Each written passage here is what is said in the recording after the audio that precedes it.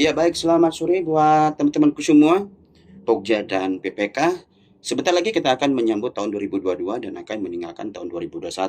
Nah, izinkan Pak Kepala Sekolah ingin memberikan hadiah ya. Ini hadiah ini tentunya adalah hadiah tentang PBJ ya. Dan Pak Kepala Sekolah akan menyampaikan bagaimana sih sebenarnya secara tata cara evaluasi dan klarifikasi berdasarkan regulasi Perlem 12 nomor 1 Pokja Pemilihan dan atau PPK di dalam mengawal yang namanya personil manajerial. Baik, nah kemarin Pak Kepala Sekolah juga sudah memberikan pemahaman ya berkaitan dengan regulasi terhadap bagaimana sebenarnya PPK melakukan serah terima penyerahan lokasi dan personil di dalam pergantian personil.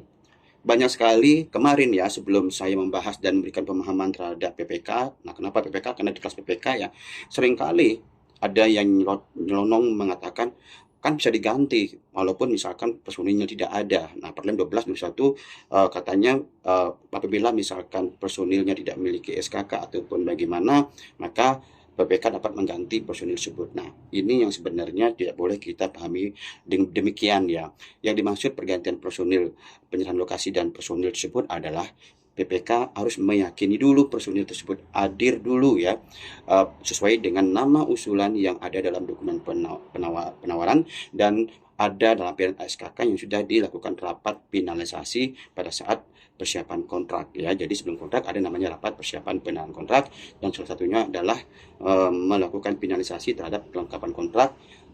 Salah satunya adalah SSKK yang ada dalam PNA. SSKK itu adalah personil manajerial salah satunya. Nah, apabila misalkan personil itu tidak hadir ya dengan alasan yang tidak dapat dipertanggungjawabkan, maka tentunya PPK tidak boleh memberikan pergantian atau meminta penyedia tersebut atau menyetujui penyedia tersebut mengganti personil tersebut pada saat penyerahan lokasi dan personil. Berbeda misalkan dengan dia tidak memiliki SKK ya silakan. Karena di sini adalah substansinya personil tersebut harus hadir dulu. Nah, berkaitan dengan pergantian juga ada ketentuannya teman-teman ya. Kita harus kolaborasikan antara IKP penetapan pemenang dengan IKP dengan SSUK, ketentuan SSUK. Nah, di dalam pergantian personil pada bagian pelaksanaan kontrak atau penyerahan lokasi dan personil, maka contohnya, misalkan yang diusulkan si Tono ini hadir, tetapi si penyedia itu ingin mengusulkan karena si Tono ini sedang bekerja di paket lain. Ya.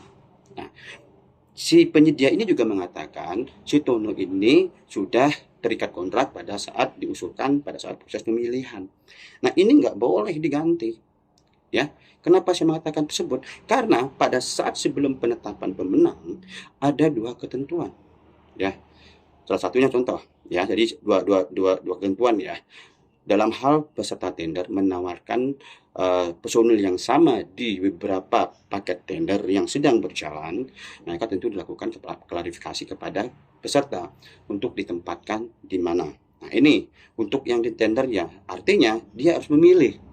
Ya, yang kedua, ini beda lagi.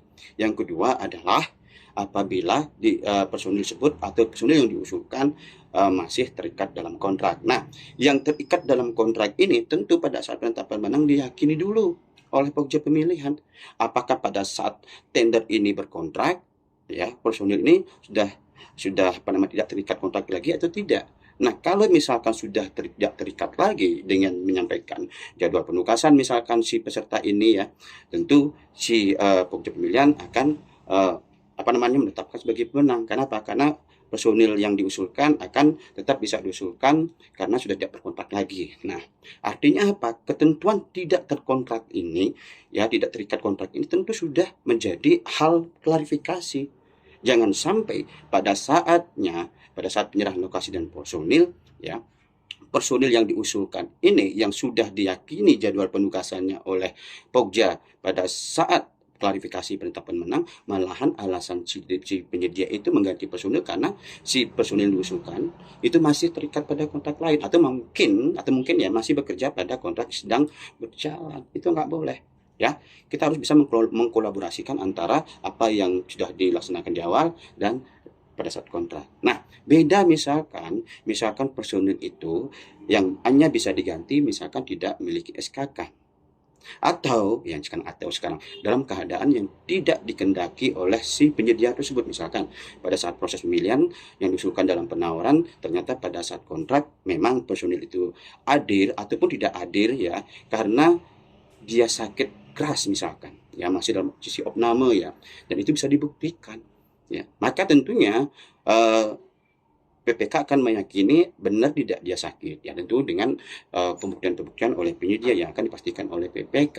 Apabila itu memang iya, ya maka tentu PPK tidak bisa memaksa dong, karena personil ini bagian dari rencana mutu pekerjaan konstruksi. Nah, sekarang paham kan maksudnya? Jadi kesimpulannya begini, Pak Kepala Sekolah menyederhanakan. Kita masuk dulu ke proses pemilihan ya, sebelum penetapan tunang. Ada salah satunya adalah klarifikasi personil yang ditawarkan, baik itu di tender yang bersamaan yang sedang berjalan satu personil, ataupun personil ini masih terikat pada kontrak lain pada saat proses pemilihan. Nah, untuk yang dilaksanakan pada tender yang bersamaan itu tentu sudah clear ya, hanya milih satu dari paket pekerjaan yang mana akan dipilih oleh peserta. Namun kemudian yang nomor 2 ini berbeda sedikit ya. Apabila misalkan saya contohkan si Tono. Nah, si Tono ini diusulkan menjadi manajer teknis oleh perusahaan A. Nah, dengan ketentuan yang nomor 2 tadi ya, perusahaan A ini pada saat klarifikasi mengatakan si Tono ini masih bekerja di paket lain. Nah, kewenangan Pokja hanya meyakinkan apakah si Tono yang bekerja pada paket berjalan, maksudnya pada saat pemilihan itu masih yang diusulkan itu masih terikat tidak ketika pada saat tender yang sedang diklarifikasikan ini berkontrak, apakah si Tono ini masih bekerja atau tidak, atau masih terikat kontrak atau tidak. Nah, apabila diyakini dengan pembuktian ternyata si Tono ini sudah terlepas dari kontrak, maka tentunya Pokja pemilihan akan menetapkan sebagai pemenang ya. Nah, selanjutnya dalam hal misalkan sudah ditetapkan sebagai pemenang dengan klarifikasi tadi, dan ternyata pada saat setelah lokasi dan personil ternyata si Tono ini mau diganti ya oleh penyedia karena alasan masih bekerja di tempat lain, maka PPK nggak boleh ya menyetujui pergantian personil ya. Jadi diberikan waktu ya, jadi tidak diberikan waktu lagi, tidak berikan waktu lagi. Kenapa? Karena dia sudah menyampaikan keterangan yang tidak benar, bahwasanya si personil ini masih terikat pada kontrak yang sedang berjalan. Mungkin saja personil si Tono ini bukan klarifikasinya berkaitan dengan kontrak yang diklarifikasi di saat menang, tapi bisa saja ya personil si Tono ini malahan bekerja di tempat lain juga yang tidak disampaikan oleh si peserta, sehingga peserta ini menyampaikan keterangan tidak benar ya. Jadi intinya gini, jangan sampai PPK ini powernya lemah ya, buat good power ya. Jadi kendalikan kontrak dari ketentuan ini. Apabila misalkan ternyata personil yang ditawarkan yang sudah dilakukan klarifikasi oleh Pokja dan peserta pada saat proses pemilihan itu menyatakan hanya satu paket pekerjaan yang dilaksanakan oleh si Tono sedang berjalan tersebut, dan ternyata memang benar ya si Tono ini tidak terikat lagi pada kontrak yang sedang sudah dijelaskan klarifikasi oleh peserta, maka dalam hal misalkan pada saat pemilihan lokasi dan personil si Tono ini ternyata masih bekerja di tempat lain, maka PPK nggak boleh menyetujuinya ya. Saya ingin menyarankan good power untuk PPK.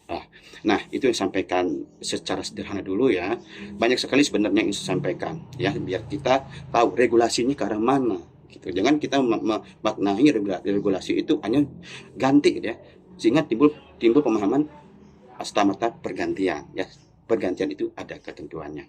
Nah, salam pengadaan.